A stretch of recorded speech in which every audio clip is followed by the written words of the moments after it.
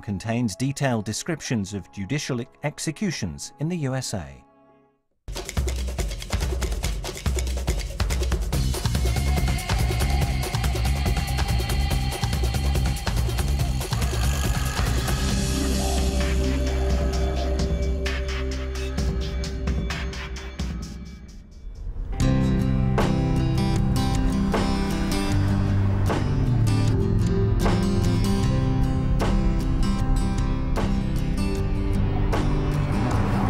Look at that.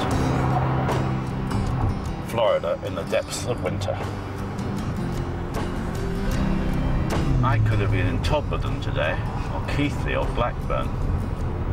Somebody's got to do it. But I'm taking a very dark American journey to its death houses, where judicial executions by lethal injection normally take place. But they're empty and silent now. And all because of 3 words in the 8th Amendment to the US Constitution. Cruel and unusual punishment is banned. He was supposed to be paralyzed, and it didn't paralyze him. His face was very, very contorted. His jaw was clenched. He just appeared to be in a lot of pain. Individual states decide whether they want capital punishment or not, and most do.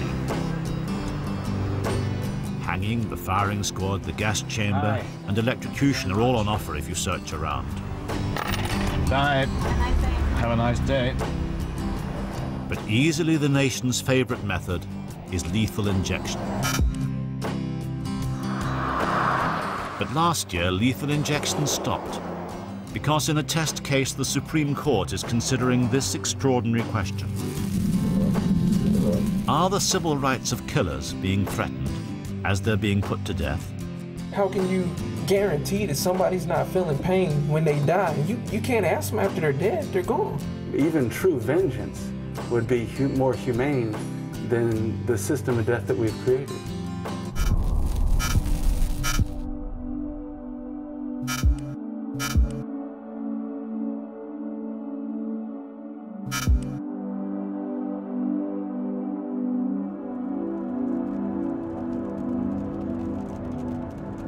I've come to Florida to find out the truth about one particular execution which took place here just over a year ago, before the Supreme Court case began.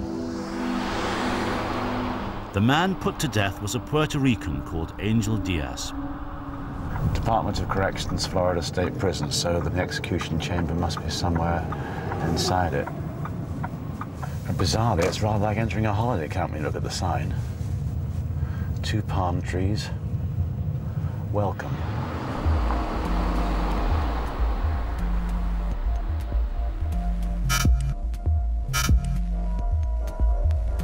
Angel Diaz was sentenced to death for the shooting dead of a nightclub owner, Joseph Nagy, in Florida in 1979. He never ceased to protest his innocence, and there were 27 years between the crime and his punishment. At 6 p.m. on the evening of December the 13th, 2006, his execution was set to begin. Como decir, no me queda otro remedio, buscar la paz. Yo quisiera pelear, yo quisiera seguir luchando, y yo creo que por lo menos sería un alivio.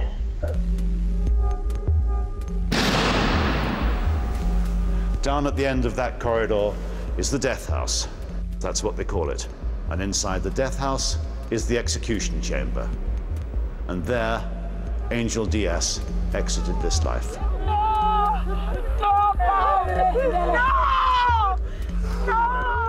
But the despairing cries from his family waiting outside weren't just because the sentence had been carried out, but because something had gone terribly wrong.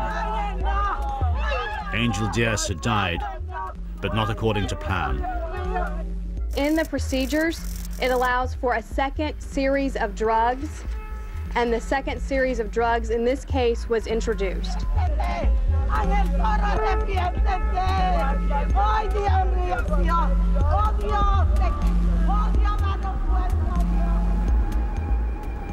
We're on our way to find Neil Dupree, who was Angel Diaz's, and that's the wrong lane.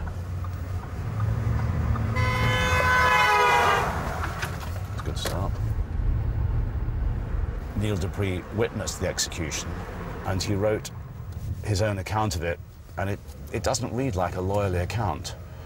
It reads like the account of someone who was very upset by it.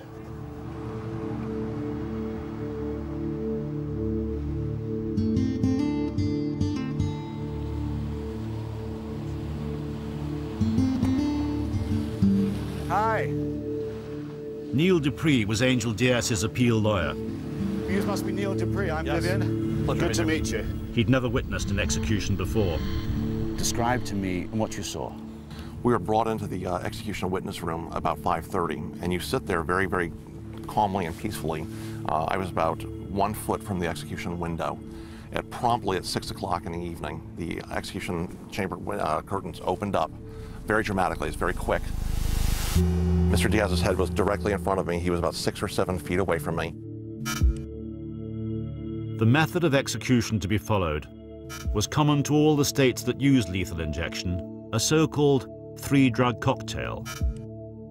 The first drug, an anesthetic, is meant to put you to sleep and render you oblivious to pain. The second drug paralyzes all the muscles, causing asphyxiation.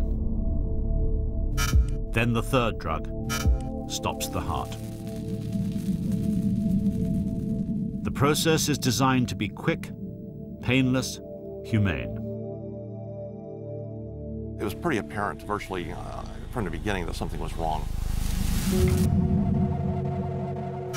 Mr. Diaz started looking up at the person that was above him and looking at the guards, and he was mouthing words.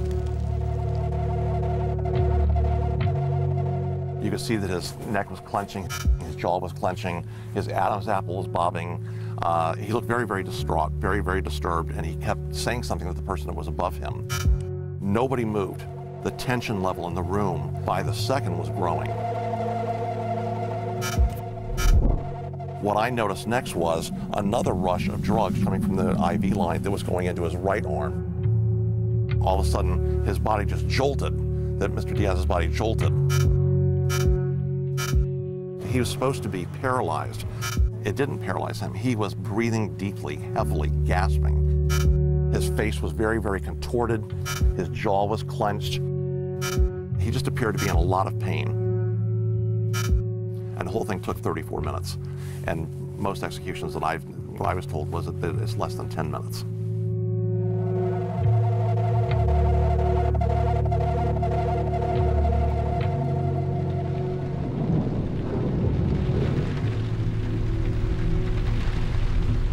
Just in case you thought it was always sunny in Florida, we've just been through the mother and father of a tropical rainstorm. We're trying to find where Sol and Maggie live. They're in the street somewhere, and they're close relations of Angel Diaz.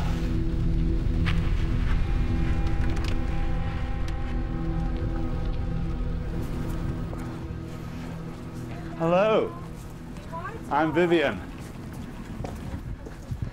It's lovely to meet you. Hello. Thank you very much for letting us come. I'm so sorry we're late. It was terrible weather. I apologize. So you're Maggie. Great. Well, I know who you are. And is that Maggie? Is that Magdalena? Magdalena. I'm Sol. You're Sol. You're Sol. I saw your picture in the paper, yeah.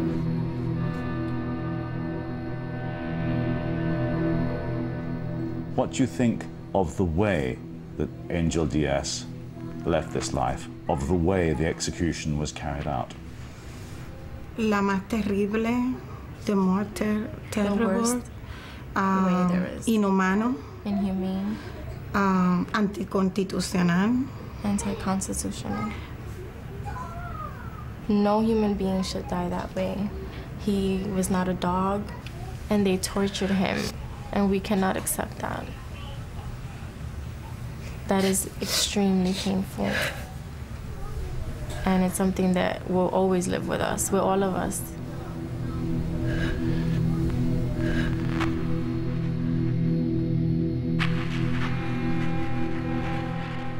On the night of his execution, the Florida Department of Corrections was swift to try and limit the damage to their reputation.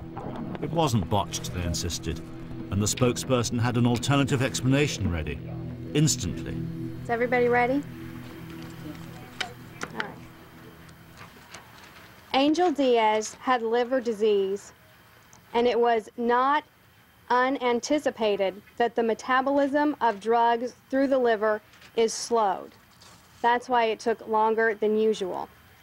But that's why we have a second, that's why in our protocol we have a second series of drugs. It was introduced, and the condemned man expired as expected. Any questions? There were. Angel Diaz did have a chronic liver disease, but that hadn't been the problem in putting him to death. Once the first series of drugs was introduced, he did not recover. What is recovering? He did not feel He pain. did not, he was not conscious. So how do you know he needed the second? He wasn't dead yet.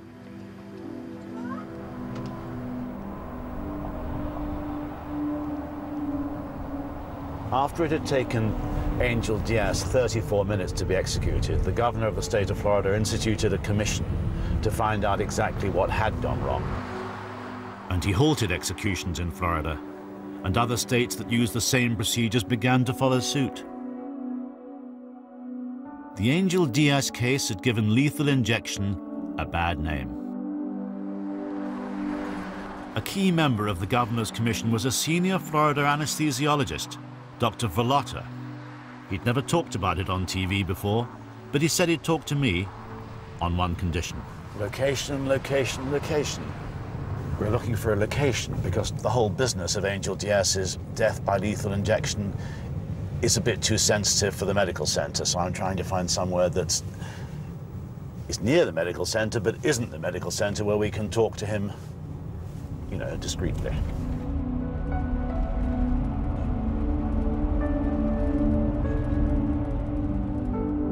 Hi.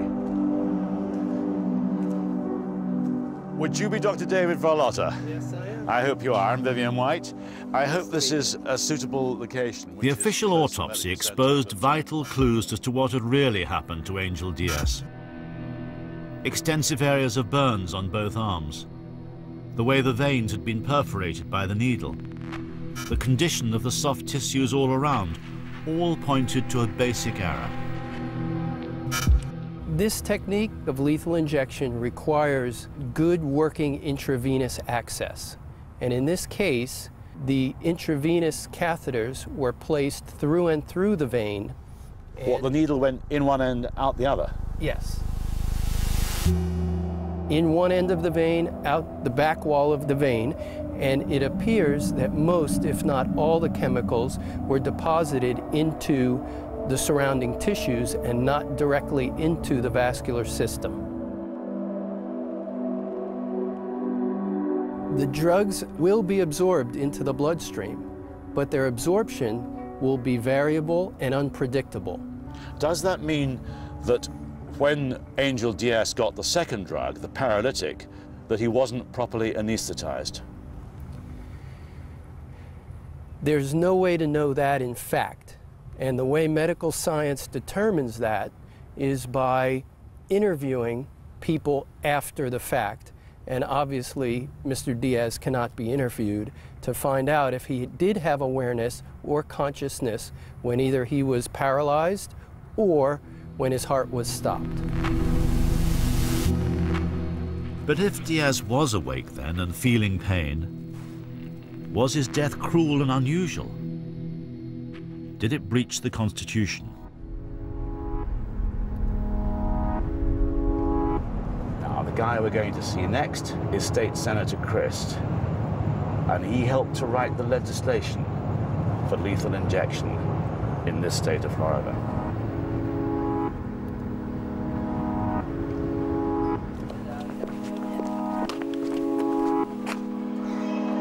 Oh, there he is. We're warm anyway.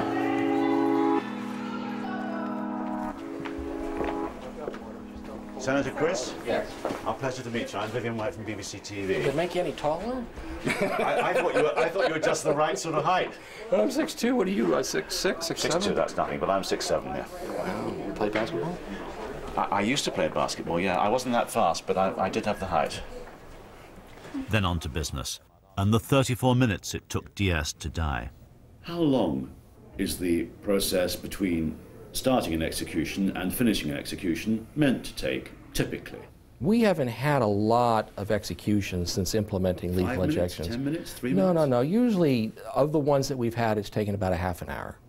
Pardon? About a half an hour. Typically? Yeah. 8 to 9 minutes, I understood, was the average in this state. Well, it depends on from what point to what point, from the time that you put the apparatus into the body or the time you actually turn on the chemicals. Do you deny that he was opening and closing his mouth like a man gasping for breath? That is not uncommon for someone to open or close a mouth or to twitch an eye or to show a reaction. It could have been a yawn, it could have been a muscle spasm, it could have been him trying to say something. Who knows what it was? You know what his family, his close family, have said about the execution, about the manner of his execution. You know what they've been saying. They say it was torture because it was a slow and painful death. There is absolutely no evidence of any kind to indicate that it was a painful death of any sort. It took him a little longer to pass away than his predecessors in the chamber, but death ultimately occurred.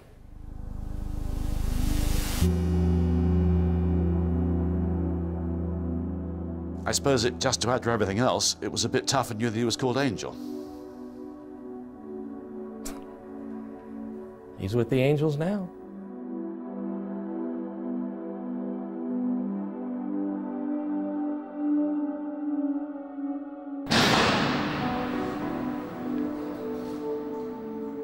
Were the people who put Angel Diaz to death competent to do their job?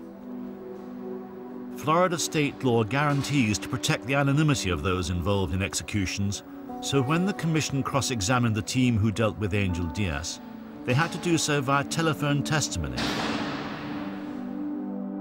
The voices of whom they were questioning disguised. Were you involved in the placement of the IVs on the execution team? Yes. Can you give us, please, your qualifications? I'm a medically qualified member of the execution team. What does medically qualified mean? I participated in approximately 84 executions. And have you had training above the nurse's level? I'm sorry, did you hear the question? I've already explained my qualifications. An execution has absolutely nothing even remotely connected to medicine. Once the inmate is placed in the death chamber, from that point onward, the condemned inmate will not leave the death chamber alive.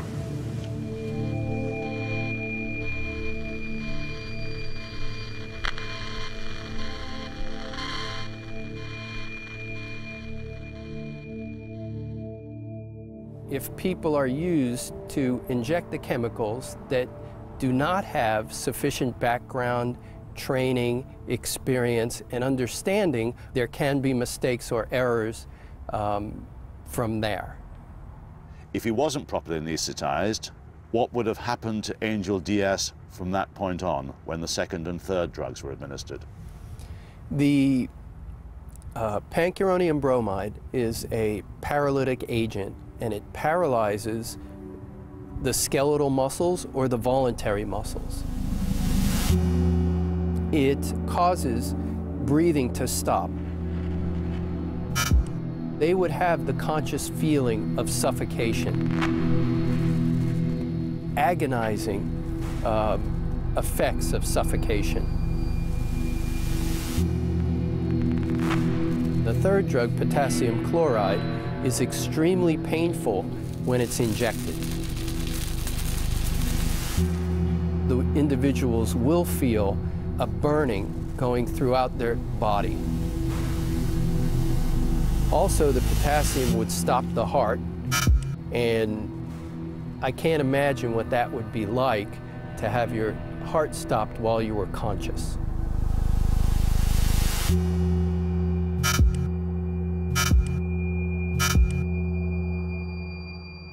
And he might have been awake while all that was happening. It's possible, but there's no way to know in fact.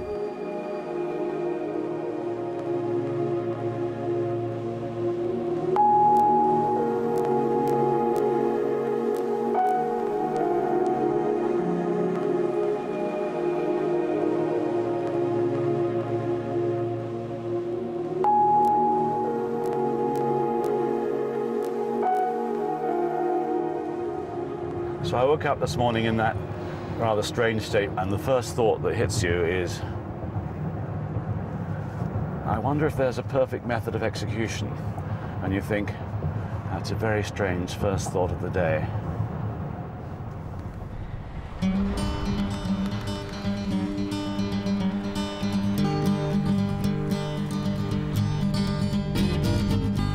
Next stop, Texas. Reason that's simple. Half of the executions in the whole of the USA happen here. It's Execution Central. Ask anyone you meet. Hi, I'm sorry to bother you. Somewhere around here, I'm told there's a death row here for people awaiting. You know where it is? Yeah, that's where they fatten them up. That's where they fatten them up?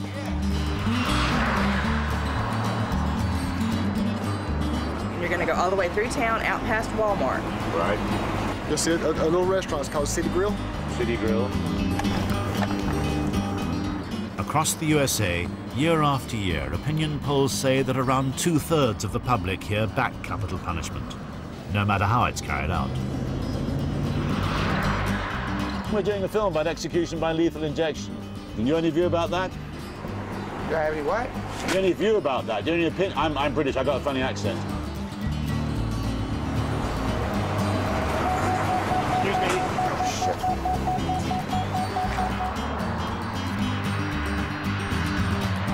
Do you think execution by lethal injection, do you think that's a good way of doing it? I don't know. I had never been put in that situation. Me neither. It's the less brutal way. Less brutal? Yeah. They give them a shot and go to sleep.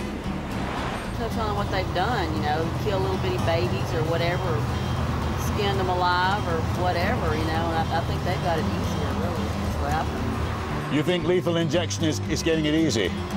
Oh, it's a lot better than what they've done to their victims, I think, yeah.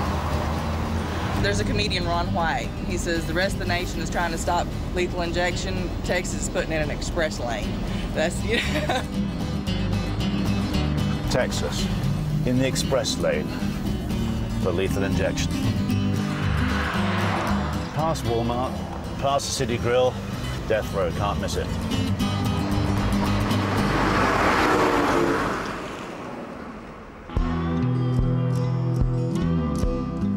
If it hadn't been for the Supreme Court case, the guys whom we're going to meet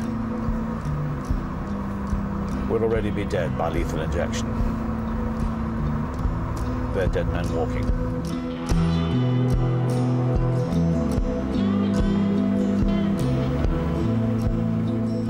Texas was the first state to start using lethal injection in 1982, and when the Supreme Court case began last year, it was the last to stop. Over 400 inmates have been dispatched by the three-drug cocktail here. But chiefly by the grace of the Supreme Court, the three men I'm going to meet are still alive.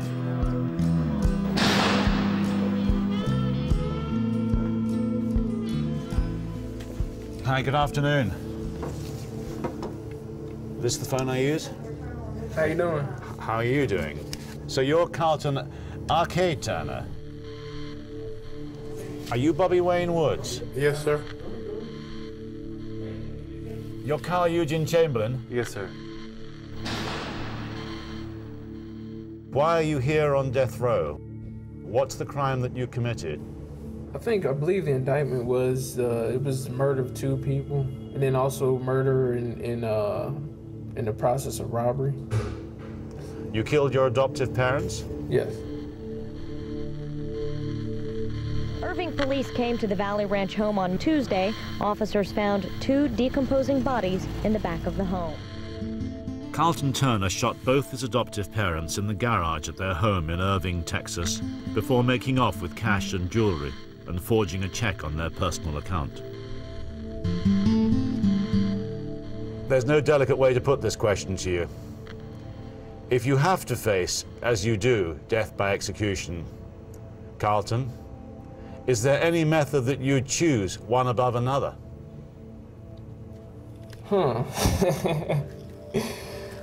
Well, here's the list. There was hanging, there's execution by firing squad, there's electrocution, there's the gas chamber. Which of the method is the one most likely to be painless? But we're talking about death. We're talking about death. Human to human, we're talking about death. We are. Painless. Painless and death shouldn't even, come on, you're dying. How can you guarantee that somebody's not feeling pain when they die? You can't ask them after they're dead, they're gone.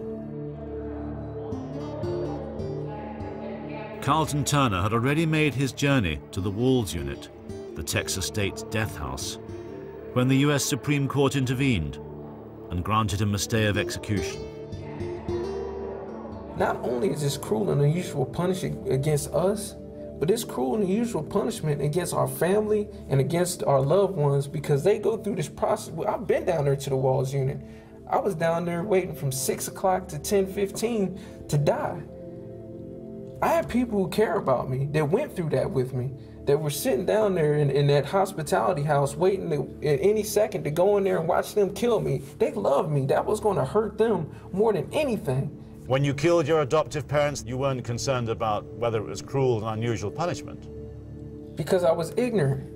I made an ignorant decision. I had my morality. I had my own thoughts of why these people deserve to die. And so therefore now you have the state and the government, whatever, saying that, okay, you deserve to die by lethal injection. It's the same ignorant decision that I made. Bobby Wayne Woods, it's very kind of you to talk to us. What's the crime you committed? Well, I can't say it. I'm not going to say I committed it, which I didn't commit. But they got me in here for someone killing my stepdaughter. They saying I done it.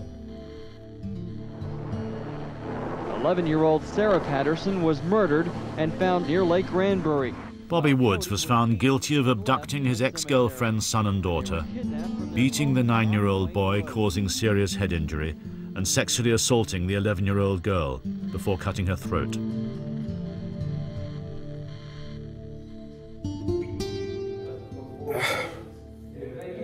Have you heard of the 8th Amendment, Bobby Wayne Woods? Okay. I don't read and write. So I can't read the paper. I don't read the paper, and what words I do read, I haven't been following it. I don't. I'm second grade level in reading and writing. I even got the mental retardation issue. So you've never read the 8th Amendment, no, which forbids cruel and unusual punishment? No, sir. You've never heard those words before? Well, that's what my lawyer said. If it should come to the point that you were to face execution, what sort of person do you think should carry out that job? Well, doctors should do it. A doctor should do it. Doctors should know what they're doing. I guess they should be the ones. I don't trust them to stick a needle in me in here. I got stuck here at 6 times, been missing 6 times, trying to take blood. And I got a big old vein right there, and they missed it 6 times. And who was doing that? Was that a nurse here? A nurse. That was a nurse. And they still didn't get the blood out.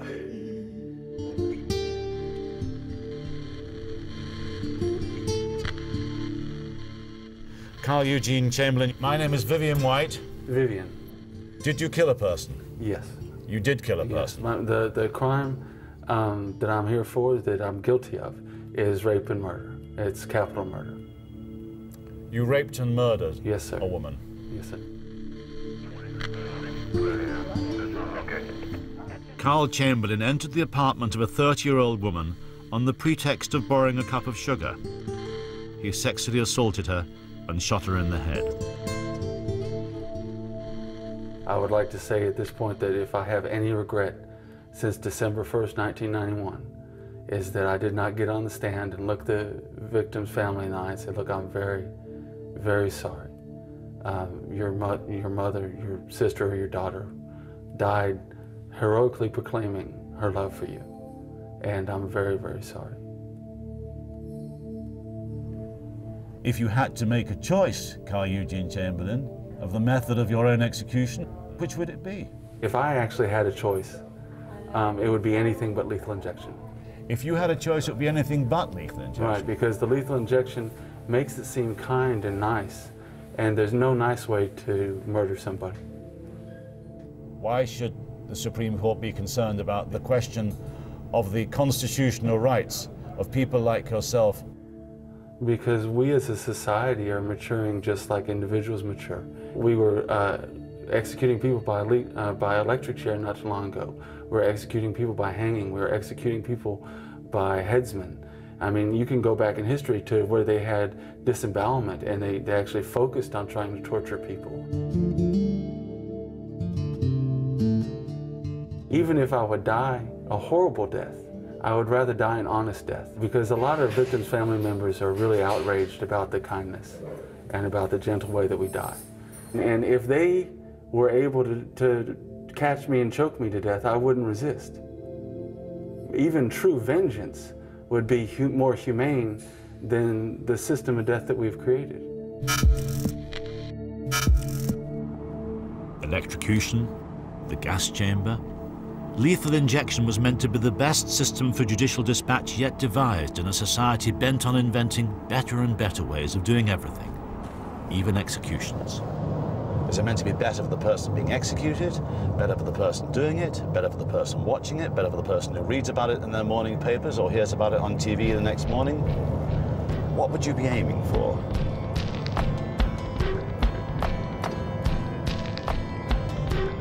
And who dreamt up lethal injection in the first place? Guess. A doctor. The medical examiner for Oklahoma, now retired. I went to meet the father of lethal injection. Are you Dr. A.J. Chapman? Yes. I'm very pleased to meet you. I'm Vivian White from BBC TV. I'm going to come to speak to you. Please come in. Thank you very much indeed.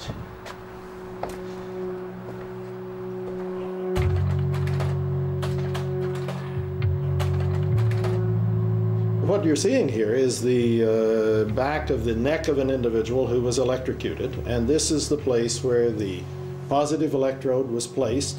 And what you're seeing is massive burning of the tissues, which extends from one ear to the other across the entire back of the neck. Goodness.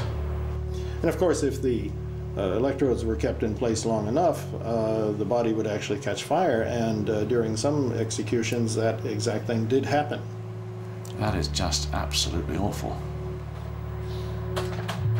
In 1977, Dr. Chapman showed these and other pictures of people who'd been electrocuted to politicians in Oklahoma to help persuade them that the time had come to switch to a better system, his. The legislators were persuaded, and Dr. Chapman's new method was taken up by other states as well. What was your test for a proper system of capital punishment? I was asked an opinion as to the way that people could be humanely put to death, and that is without pain, suffering, torture, all of these things. What's your view of the cases of which there are a number of things going wrong? What's your view of it? The personnel who are administering these drugs have not been adequately trained. That's the long and short of it. As I set up the process initially, an intravenous line should have been established and known to be patent and located within a vein before the person was ever brought into the execution chamber. At that time, that is not the time to be trying to find a vein. People are under stress, and under the best of conditions, veins may be difficult to locate and difficult to cannulate. It is the same procedure that is done thousands and thousands of times around the world every day for patients, living patients who are going to be revived later or who will regain consciousness later for surgery. It's simply carried to extreme.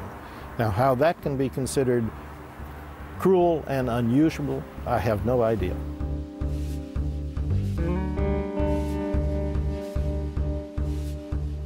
If the states are ever to resume killing this way again, they'll have to make sure that there are no more high-profile errors. and that it cannot be proved to be a cruel and unusual punishment. How can that be done? California, here I come, because here a federal judge has wrestled with just this problem and thought he'd found a solution.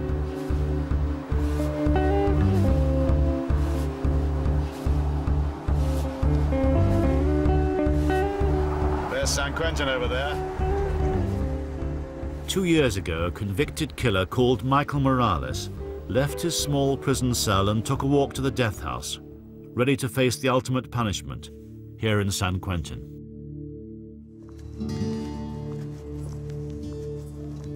Morales was convicted of killing 17-year-old Terry Winchell in 1981 of Lodi. Morales raped and killed in 1981. Michael Morales was convicted of murdering a 17-year-old Terry Winchell, the girlfriend of his gay lover. According to prosecutors, Morales first tried to strangle her, then beat her with a hammer, and raped and stabbed her. This is as close as we're going to get to Michael Morales. His cell's behind that door there. This is where he lives his life in San Quentin prison. Because he survived the night he was meant to die, we couldn't ask him about what happened, because under California state law, death row inmates can't be filmed.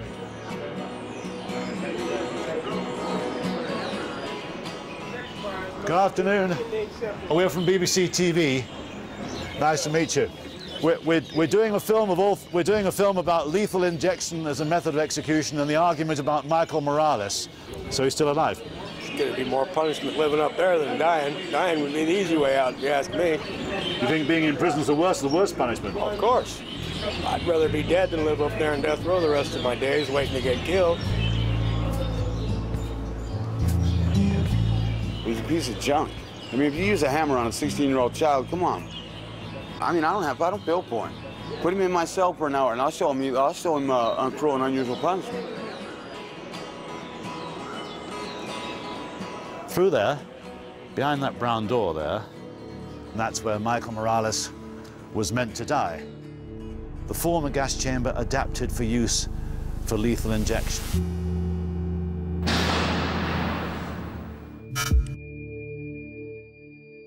There was a history of serious problems with the lethal injections that had happened here, and Morales' lawyer said this was no place to kill his client. Dave Sr. argued that his Eighth Amendment rights would be at risk. There was 2 executions in California in the 6 weeks before Michael Morales was scheduled to be executed. Both of those executions, according to the protocol, took an inordinate amount of time. The drug should be administered and the inmate should be dead in 3 to 4 minutes. Instead, it was taking a half an hour. Half an hour? That sound at all familiar? In an attempt to get the execution halted, Morales' lawyer took his case before a federal judge. We thought it would be interesting to ask the judge what he thought. Never thought for a minute he'd speak to us, but this is America. Can we speak to you, Judge Jeremy Fogel? Yeah, okay. Judge Jeremy Fogel, yes. Thank you very much indeed for letting us come to see you. We very much appreciate it. This is my courtroom. This is the bench where I sit. Is this where the lawyer for Michael Morales came to plead for his life? Yes. Came to plead the Eighth Amendment? Right here. In the Morales case, I had the records of all 11 lethal injection executions in California. There were 6 of 11 executions in which there were unanswered questions as to whether the inmate had been anesthetized, because there were vital signs shown in the records that were inconsistent with unconsciousness. Mr. Morales had presented enough evidence to raise a substantial doubt as to whether the protocol was functioning properly. So the judge agreed there was an Eighth Amendment risk. The state of California respectfully disagreed about their record, but the case was launched. Hi. Are you Dane Gillette? I am. Chief Assistant Attorney General Dane Gillette had his own interpretation of what cruel and unusual punishment should mean. We've never conceded that there is any evidence that any California inmate who's been executed by lethal injection suffered in any way that could be considered a violation of the Eighth Amendment. The key is there cannot be an unreasonable risk of the infliction of undue or wanton pain. That doesn't mean there can't be any risk. It means that you're not doing a procedure that you know is going to cause cruel and unusual punishment, meaning excruciating pain. So you don't think the legal test should be, it must be painless? Absolutely not. Being absolutely painless has never been a suggestion as a required part of the Eighth Amendment. A jury had tried Morales, and he'd been sentenced to death. How could the state now carry out that sentence without the Constitution being breached? The constitutional violation would be if he was conscious when he was injected with the third drug. And what was your resolution? I said you can have trained people monitor Mr. Morales' level of consciousness and speak up, essentially, if it turned out that he wasn't unconscious. The judge specified that medically qualified people experienced in the field of anesthesiology should be in the execution chamber. We had anesthesiologists who were prepared to do that. We believed that we had complied fully with the requirements that he'd set forth, and they knew exactly what was requested of them.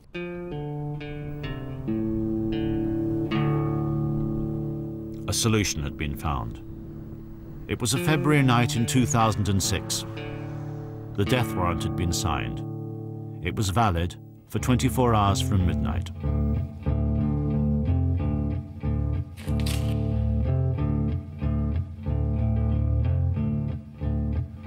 We were separated from Mr. Morales at 6 p.m. We had phone contact with him. We were locked in a trailer on the prison grounds. And we had contact with guards who told us that we would be brought into the execution chamber to witness the execution at about 11:20 p.m.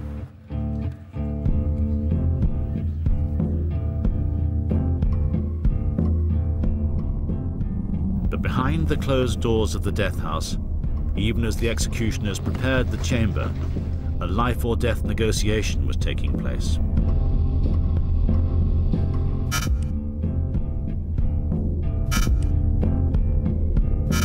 Each 15 minutes, we would hear the footsteps coming through the trailer, and we assumed that they were coming to get us to do the execution. This went on over the course of about 2.5 hours. They told us that there was some delay that was taking place, but we waited. It was the doctors. At the 11th hour, they read through the legal documents, and they had a problem. The execution plan was falling apart. When the problem arose early in the evening with the doctors, I was asked to come out early, and so I did. The doctors were of the view that they were not going to be asked to participate in any way that they thought was unethical. And we spent a lot of time talking.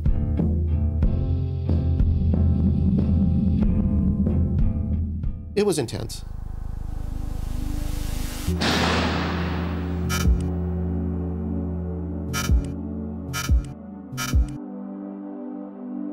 From the midnight hour, the state could legally go ahead with the execution, but the two anesthesiologists, who've remained anonymous, decided to leave the execution chamber and left the prison spokesman to read out their reasons why. Any such intervention would clearly be medically unethical. As a result, we have withdrawn from participation in the current process. But the state hadn't given up. They still wanted the sentence carried out. Judge Fogel said they could kill Morales with a massive single dose of just the first drug, the anesthetic, if they could find someone medically qualified willing to administer it directly into his vein. The state searched, but time was now against them. The warrant would run out at midnight, and they failed. And there will be no execution at San Quentin State Prison, February the 21st, 2006.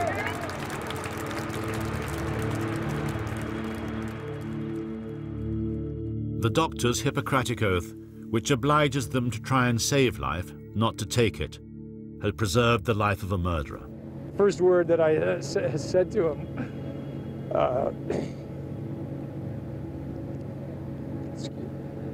excuse me, was that I didn't think I was going to be seeing him again today. So, and I think that was his first word to me, too.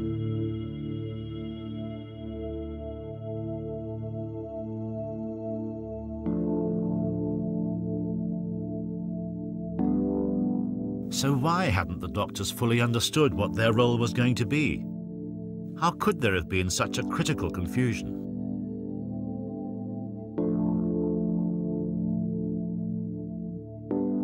What was the role of the anesthesiologist meant to be, Judge? Well, the order did not require the doctors to execute anyone. They did not have to inject any drugs, but they were required by the order to notify the execution team if there were signs of consciousness. But weren't they, by that order, in that case, required, if necessary, to go one step beyond merely witnessing? That's true, they were. The anesthesiologist said they did not understand that until the night of the execution. They thought all they were going to do was be observers. I'm not going to guess as to who told what to whom at what point in time, but I do know that the question of whether they were simply going to be passive observers was fully litigated and fully addressed in a court order 5 days before the execution. There's an expression here of a bait and switch, and it seems that they baited them to participate on minimal or incorrect information and then switched it to the right information and tried to get the execution to go ahead by the sheer inertia that was accompanying the situation at the time.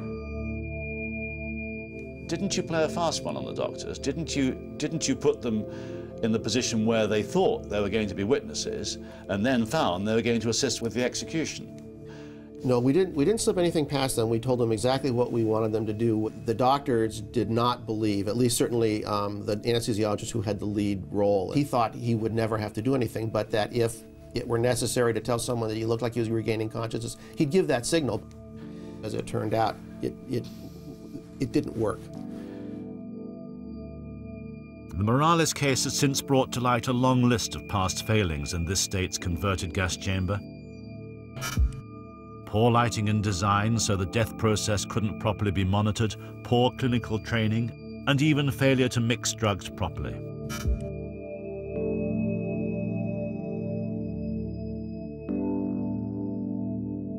Another state, another catalogue of errors. Altogether, 929 criminals have been executed by lethal injection in the USA. How many might have suffered inhumanely as they died?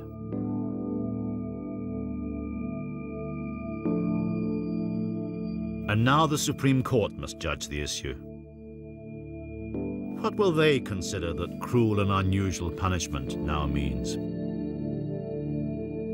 Can the rituals of lethal injection be resumed? What will be their lethal solution?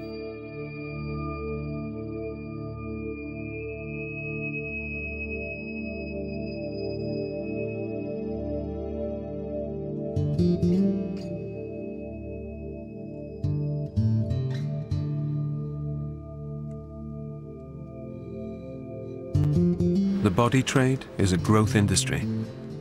I read recently that a body could be worth up to $250,000. Horizon, tonight at 9 on BBC Two.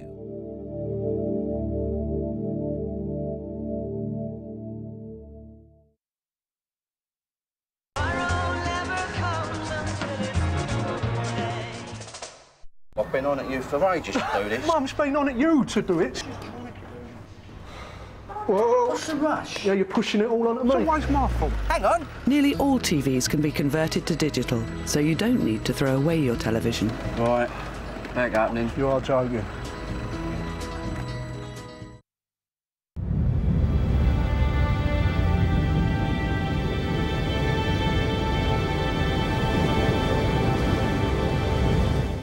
Big Plans to radically improve life for the local children in an island parish in 10 minutes. First on BBC Two, meet the gardener